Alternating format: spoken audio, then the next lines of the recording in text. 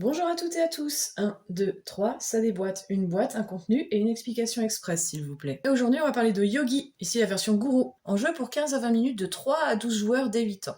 Dans Yogi, c'est le fou rire garanti avec des instructions à suivre et rajouter jusqu'à ce que chaque joueur, l'un après l'autre, fasse tomber des cartes et qu'il n'en reste plus qu'un.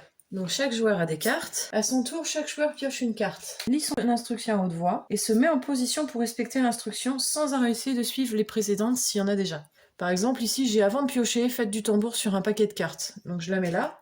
Et la prochaine fois que je vais piocher, je suis obligée de faire. Puis c'est au tour du jour suivant. Donc on a différentes couleurs de cartes. Toutes les autres couleurs vertes, bleues, orange vont être pour nous, à placer devant nous et on devra suivre nos instructions et en rajouter petit à petit tout au cours de la partie. Et les cartes violettes seront pour les autres joueurs. Si par exemple je vais dire cette carte touche, je la mets par exemple devant ce joueur-là, le joueur de mon choix, et je vais dire cette carte touche par exemple ta main. Donc du coup le joueur sera obligé de jouer en tenant comme ça, en pouvant piocher, enfin il devra trouver et suivre les instructions.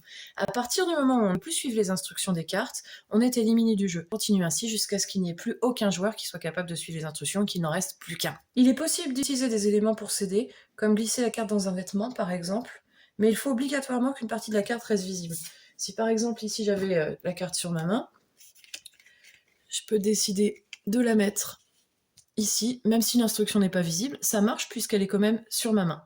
Si un joueur ne parvient pas à suivre l'instruction d'une de ses cartes, même momentanément, il est immédiatement éliminé. Il est néanmoins possible de changer de position si l'instruction reste respectée. Chacun doit être honnête et reconnaître s'il est éliminé, mais il ne faut pas hésiter à dénoncer un petit camarade qui aurait failli à une de ses missions. Le dernier joueur en jeu gagne la partie. À vous de jouer!